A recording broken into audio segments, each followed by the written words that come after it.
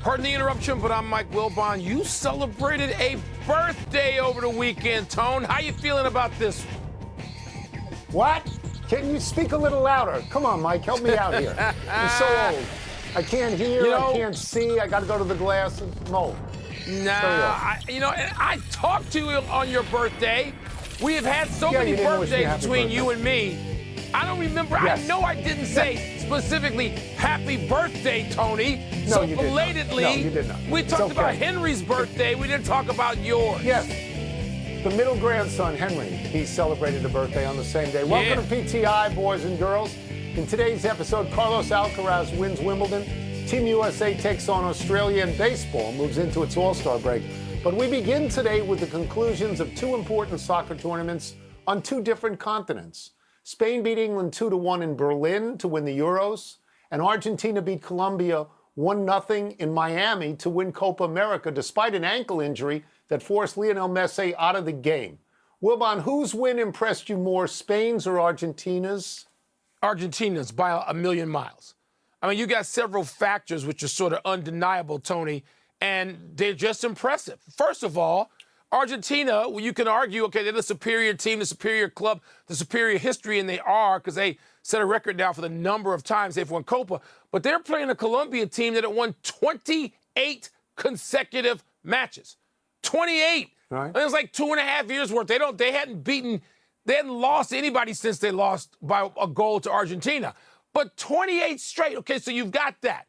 You've got Di Maria and Otamendi, who are leaving. Di Maria, for sure. He announced it. I'm gone. I'm out. 36, 37 years old. He's been the Robin to Messi's Batman, so you've got that. And then ultimately you've got Messi going out for the second time of the game, this time for good. He's on the bench and he's sobbing. And you can see this on television, and I'm thinking, oh, my God, can his teammates see this? Do they know it? And they said, the announcers said that you couldn't see it. They didn't put it on the big board in the stadium. But you know his teammates know this is the GOAT. He's gone. A team has won 28 straight on the other side of the pitch. I'm sorry. That's more impressive. That's more difficult. I will tell you that I think the biggest news story was Messi sitting on the bench crying. Like you said, absolutely crying. He's 37. This may be his last international game for Argentina, and that would be a very big moment in soccer. What I'm going to say now, I'm going to concede I did not watch that game, Argentina and Colombia, so that anything I say now you can dismiss if you want to. But it does seem to me, having watched the other game, that generally speaking, a 2-1 game is a little bit more engaging, a little bit more satisfying than a 1-0 game, especially in the way that this happened, where Spain scored first, and then England scored to tie it up, and then there was a late goal. The tying goal by England allowed you to believe that maybe for the first time since 1966 that they would win something important. Now, it didn't happen, but at least the promise was there. And then the Spain's last goal was thrilling, even for me, not a soccer fan, because the English goalie had made a couple of great saves prior to that. I'll give you this one thing, though, that tilts me towards Spain. In this tournament, they were 7-0. They didn't lose. They didn't tie. I'm pretty sure Italy was the defending champion this. They beat Italy. They beat Germany. They beat France. And they beat England. That's a very impressive list, Mike. Very impressive, by the way. Impressive list. Let me not over-credit Colombia. 28 unbeaten, not 28 straight. So there's some ties. Yeah, there were some ties. Wow. Okay. It was. Look, let me nod to Spain. And the late goal, you're right about all that. It was fabulous. I thought it was Messi. Cool. I was Messi on the bench with his hands over over his face. Man. Yep. That was tough. Let's move to the men's final at Wimbledon. Novak Djokovic may have been the bigger story heading into it, but Carlos Alcaraz is certainly the focus coming out. Alcaraz beat Joker in straight sets for his second straight Wimbledon title, fourth Grand Slam victory overall, and he's just 21. Tone, what do you make of this result, and how do you see Alcaraz's future? Look, watching that, for me, was a see you later old man moment. This was like, don't let the door of history hit you on the way out. I'm not going to tell you that Alcaraz toyed with Djokovic, But Djokovic knew very early in that match, Mike, that he wasn't beating this kid on that day. And you could see it in the tiebreaker in the third, where he didn't come with the amount of energy that he usually comes with in critical circumstances. So if Djokovic wants to play the violin for anybody else in London, he can play the violin for himself. Now, that doesn't mean he won't win the U.S. Open, and it doesn't mean he won't go back to Australia next year and win that and get 25. I don't know the condition of his knee. He may have perfect health in the reasonable future and may be great again. But it's going to be tough for him to beat Alcaraz. These are the same two people in the same circumstances last year. And once again, Alcaraz won, except last year was 5 sets. This was 3 sets and 2-2 in the first 2 sets. So Alcaraz is getting better. Djokovic is getting older. And it seems to me that the pupil has surpassed the teacher. Yeah, Alcaraz is the young lion. There's no question there. We can sum up his future like this. Look, he and Sinner are going to be playing each other, it would seem, for a long time. But Djokovic, I'm not ready to write him off yet. I was thrilled yesterday when Alcaraz was whipping his butt. That thrilled me to no end, and I'm sure it did you too. But Tony, he's 5 weeks off knee surgery. He can win back-to-back hard court slams in New York and in Australia. He can. He may run this out there. I know you don't want him to run it much past Federer and Nadal, but he can. So I was thinking, and by the way, that was a butt whipping. That was a butt whipping. And I'm glad at least Joker was gracious enough to just say he was the superior player in every way, because he was. And we're going to be with Alcaraz watching him for Let me 12 give you to 15 a couple of years. numbers here. Couple of numbers on Alcaraz. He's the 3rd youngest guy to 4 majors at 21 years old, behind Mats Wilander and Bjorn Borg, who won 7 and 11 majors. All right? He's 4-0 in major finals. That's Michael Jordan land. When you get to the final and you don't lose. And I think those 2 numbers are important. I do. Yeah. Let's move to baseball, where a slew of contenders limped into the All-Star break. The AL Central leading Cleveland Guardians lost 4 of 5. The NL West leading Dodgers lost 6 of 7. The AL East leading Orioles lost 5 of 6 and had a miracle walk-off win over the Yankees yesterday, courtesy of some errors. The Yankees lost 8 of 12. The Major League leading Phillies lost 2 of 3 to Oakland this weekend. Oakland, including an 18-3 drubbing yesterday. So, Wilbon, which contender should be most concerned? None of them. Tony, you're going into these dog days. This reminds me of other seasons, particularly the NBA season, where they just sort of are trying to hold on, claw and scratch until they can get to a break. And in the NBA, the break's a little longer, but Major League Baseball, they need that break. I mean, I remember being in clubhouses with the great Orioles teams, and guys were just like, can we get to Sunday, that last series? And then they knew they had at least even then Monday, Tuesday, Wednesday off, and they would get to that midway point, and physically and emotionally they could be, sort of rejuvenated. And I think that's even the bigger case now, Tone, particularly when the entire country, you and I like to keep up with weather details in the world. The whole country is swollen red. So hot. It's 100 degrees everywhere. You are sweltering at the same temperature that I am here in Scottsdale today. You are in D.C. So I don't think any of them have to be concerned about. They'll all sort of rejuvenate and get out of the gates again, most, if not all, those contenders. So I disagree with you on this. I think that the contenders that are questionable and shaky with starting pitching should be concerned. So Philadelphia is the one that I exempt because they've got Nola and they've got Wheeler and they've got Suarez, and I think that they're pretty good. But almost everybody else has a pitcher or two on the injured list.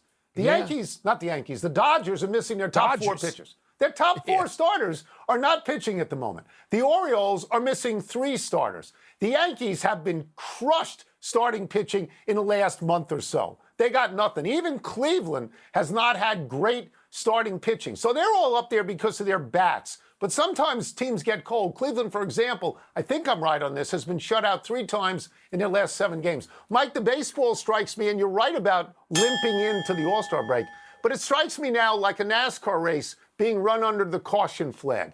Everybody slows up a little bit But instead of trying to refuel, what the teams are waiting for is pitchers to come back. And but if a bunch of good pitchers come back, boom, they take off. But what have we talked about? What have you and I, more than other people because we're older, what do we lament about the entire baseball season for years, and particularly this season? Starting pitching. Nobody has it for long. Nobody has much of it. Nobody has it consistently. So I don't know that it's going to hurt those teams. And you point out all the teams that you can go, aha, this guy A, B, C, D. I don't know that it's going to hurt them as much as it could or should. I will say this, that it's not like the NBA season. Baseball, you're used to having one day off every other week. So if you get 3 in a row, that feels like a vacation. They will come back rejuvenated. Let's take a break. Coming up, Team USA takes on Australia in an exhibition. What kind of grade does the team deserve? We'll come back rejuvenated. What does Jalen Brunson's extension tell us about the future of your Knickerbockers? Yeah, well, they used to be mine. That's true. But it was a long time before Jalen Brunson or his dad or anybody's dad. You know, it's a long time ago. A long time. Time to find out what the people are peeping in mail time. Let me see what's first. Mail time? Let me go to the glasses here. How would you grade Team USA's performance against Australia this afternoon? Tony, I give all of these games an incomplete. Now, I know that, you know, our dear friend Brian Windhorst, who is covering this, who was there, who was in the other desert, the one I'm not in, slightly east. Windhorst is worried about, you know, things like, you know, interior defense, and he writes persuasively and interestingly about all of this already, with things you and I used to do back at another time. But, Tony, I can't take it seriously until they actually get to Paris, or about 60 miles from Paris, when they play these games. And let's see what they got. I know Josh Giddey had a really good game.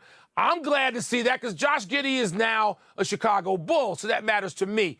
But I can't take, I don't know what effort level that the U.S. team is giving at this point as they put themselves together. For incomplete. Are you going to be tougher than me on that? No, I'm not. I mean, I did watch the game, and I would have said a B, maybe as high as a B+ for this reason. The United States was cruising very early. They were up 18. By 20, I turned it off. Pretty early into the second quarter. Then they were up 23 in the third. But then an odd thing happened. They got very sloppy out there. They were defended very well by a hectic Australia team. They turned the ball over a lot, and they actually appeared to get rattled. They were only up 6 with 5 minutes to go and only up 4 with about 10 or 15 seconds to go. But much like you, I can't stress enough, these games don't count. They're not in the Olympics. So we don't know what coaches want to see and for how long. And we don't know what players want to do and for how long. You know, so an incomplete is probably a reasonable grade there. Yeah. It's probably reasonable. I just want to caution all our colleagues, all our friends who are quick to anoint this team as more talented than the dream team. Shut up. Oh, God, no. You sound like fools. Shut up. Don't do that. Don't do that. All right, here we go. Be idiots. What does Jalen Brunson's contract extension say to you? Tony, I know what it says. I mean, Jalen Brunson is smarter than most people. He and his representatives understand that Jalen Brunson wants to do two things, and they clearly, by action, not word, are in this order. He wants to win. And he wants to do it in New York with the Knicks in the world's most famous arena. And he wants to make a lot of money, as he should, and he will do that. Because he's going to wind up signing the contract for about $400 million. Jalen Brunson and his representatives are aware of the new media deal that's going to pay NBA players upwards of $100 million while Jalen Brunson is still playing. And that might be in a season. So Jalen Brunson gets all that. But he's not going to strap the Knicks to do so. They can maneuver. They can put together a good team. I think they put together a team that will challenge the Celtics. I love Jalen Brunson. You know that. Chicago's own. Standing ovation for Jalen Brunson. Yeah. So the first thing it says to me is that he has taken the Tom Brady route. He is going to take less money in the hopes that his team will use the money that's left over to get key players, and that strikes me as unselfish. But there is this murkiness there, this incestuousness there, that his agent is the son of the Knicks president and GM. So maybe there's a wink and a nod and you don't know what's going on. I think it's good business by the Knicks. But if they want to make the Brunson family happy, they can give Rick Brunson, who's an assistant coach there, who's Jalen's dad, a contract for $43 million a year and make him the most highly paid assistant in the history of mankind. I would say this, Mike. It is unselfish and it is perhaps impactful. We don't know. It is perhaps impactful. But they've already improved their roster.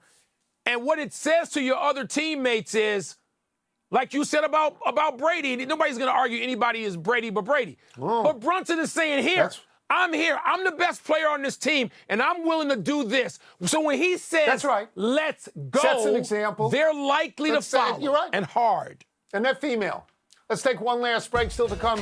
Taylor Twellman told us to bet on him in the American Century Championship. Man. How'd that work out? Work out? Getting it done.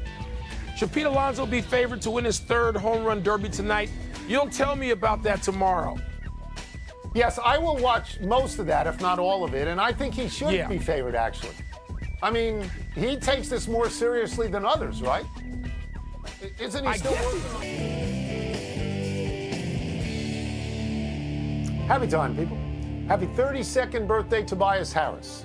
The small forward just signed a 2-year, $52 million free agent deal with the Detroit Pistons after leaving the Philadelphia 76ers, where he averaged 17.2 points, 6.5 rebounds, 3.1 assists, and shot 48.7% from the field last season. Those are fine numbers. Harris had been working on a 5-year, $180 million contract in Philadelphia. When his new deal with Detroit ends, Harris will have earned over $302 million. Multi-generational wealth, and he has never been to an All-Star game and never been to a conference final. So by all means, happy birthday. Tony, Tobias Harris, it can be a nice player in the right situation. And it looked like he could have been that in Philly, but obviously the injuries to Embiid and crazy stuff surrounding Harden, and he was never really in it. And then he had a disappointing spring in the playoffs himself this year. And he's going to be in Detroit, but at least he's getting compensated well. They're not going to win. There's no chance they're going to win. No, they're not going to win. Happy anniversary, Steve Nash. Around this day 20 years ago, the Phoenix Suns re-signed the star point guard after he had left for Dallas following his first 2 seasons in the NBA. Nash spent 6 seasons in Dallas, but after returning to the Suns, Nash was twice named league MVP. Nash's dear friend is Rick Celebrini, a physiotherapist, and the father of Macklin Celebrini, who was just the first overall pick in the NHL draft. Nash recently reflected, quote, "This little fellow would tear my basement apart. To watch the work ethic he developed has been astounding," unquote. The Celebrini kids, they all call Nash Uncle Steve. We all want to call Nash Uncle Steve. One of my favorite players in history of basketball, Steve Nash is, Tony. And, those Suns sort of got robbed of a chance at a real championship when he was playing here in Phoenix. They were robbed, and you got to live with it. He does, with a lot of aplomb. Good for Steve Nash. Really like Steve Nash. Sorry what happened in the coaching run with the Nets. I'm sorry about that. Yeah. And a melancholy trails to Jacoby Jones, the former receiver and return man for the Texans and Ravens, died Saturday at his home just days after his 40th birthday. Jones played in the NFL for 9 seasons, the most notable coming in 2012, when he was named first-team All-Pro, caught a final-minute touchdown pass that sent Baltimore's AFC divisional round game into overtime, then scored 2 touchdowns in the Ravens' Super Bowl win over the Niners, including a kick return of 108 yards. The next season, Jones appeared to be returning another kick for a score when Steelers coach Mike Tomlin got in his way. I remember that on the sideline. And Jones said, "I don't blame him. I still love him. I would do the same thing to me." Tony, you talk about varied talents. He has the most all-purpose yards in a Super Bowl of all time. And also, more than a note, he was on Dancing with the Stars. I mean, there was a budding second act there, and it's just sad to hear. So young. Let us go, if we can, to the big finish. Barbora Krejcikova beat Jasmine Paolini in the Wimbledon's women's final. Your thoughts? when you're the 31st seed and you can go through the 7th seed for a championship but just beat everybody, it's 31st seed. Very impressive. Scotsman Robert McIntyre won the Scottish Open. You impressed with that? Well, his dad wasn't on the bag like he was when he won the United States, but he eagled number 16 and then threw in a 22-foot birdie on 18. Big win. Come on, he's Scottish. Marty Fish won the American Century Golf Championship. You impressed?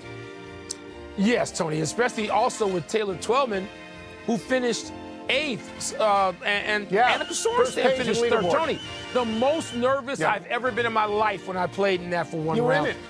Four rounds. I can imagine. 4 days. The Guardians took Oregon State's Travis Bazzana first in Major League Baseball draft. Does that make sense to you? Power hitter, actually born in Australia, went to school in Oregon State. Last one, home run derby tonight. Who you got? I have no idea who is Reggie Jackson in that? You tell me who you got. He's not in it. Well, I got either Gunnar Henderson or Pete Alonso. That's who I got, but we'll see. We're out of time. We will try and do better the next time. Alex Hoffman won the Maryland Open. Congratulations. Congratulations. I'm Mike Wilbon. Same time tomorrow, Knuckleheads. Tony, home run derby, dunk contest. Have fun watching.